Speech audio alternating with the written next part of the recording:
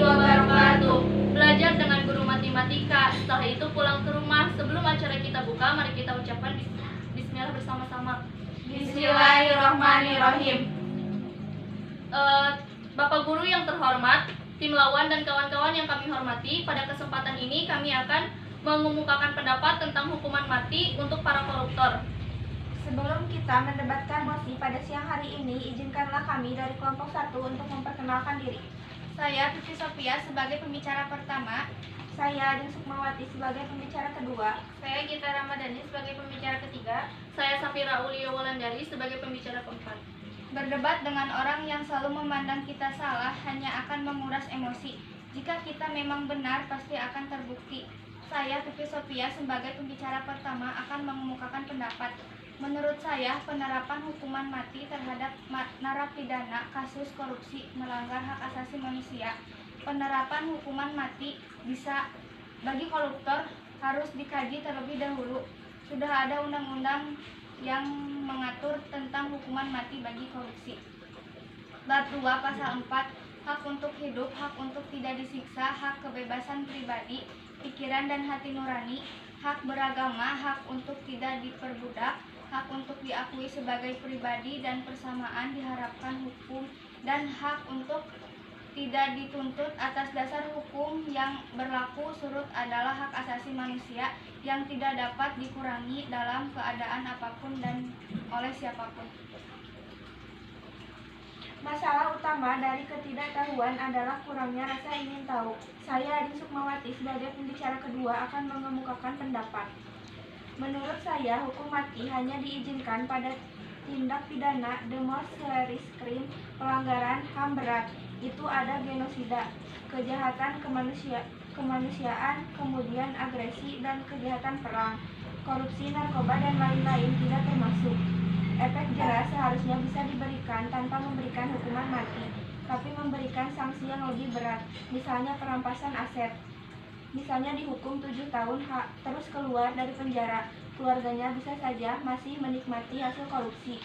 Asetnya kan terbesar di mana-mana. Jika tujuannya hanya ingin berdebat, maka kita tidak akan temukan solusi. Jika tujuan mencari solusi, maka debat berubah menjadi saling belajar.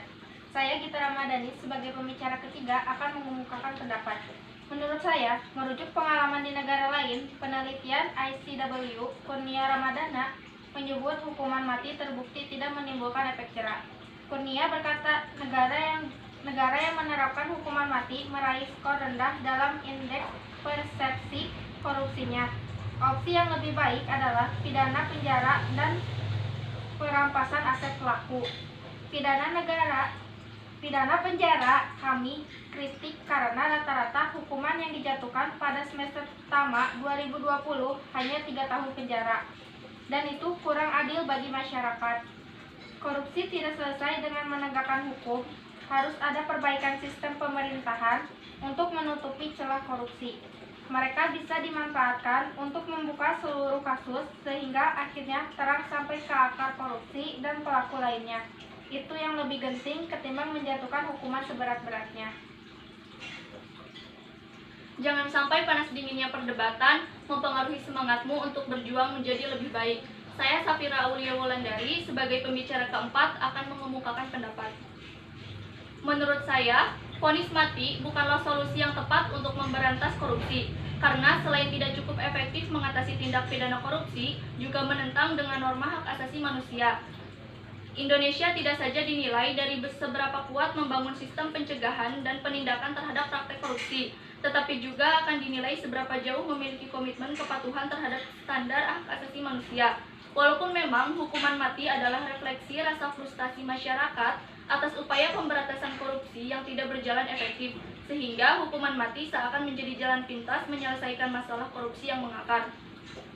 Namun di forum internasional Indonesia dinilai sudah menunjukkan langkah baik, yaitu dengan tidak lagi menempatkan hukuman mati sebagai pidana pokok. Hukumannya bisa diturunkan menjadi pidana seumur hidup dan dicabut segala asetnya yang ada.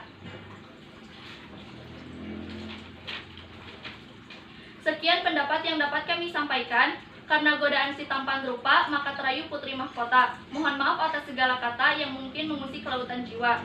Makin sulit sebuah perjuangan, makin indahlah suatu kemenangan. Sekian pendapat dari kami. Terima kasih atas perhatiannya. Wassalamualaikum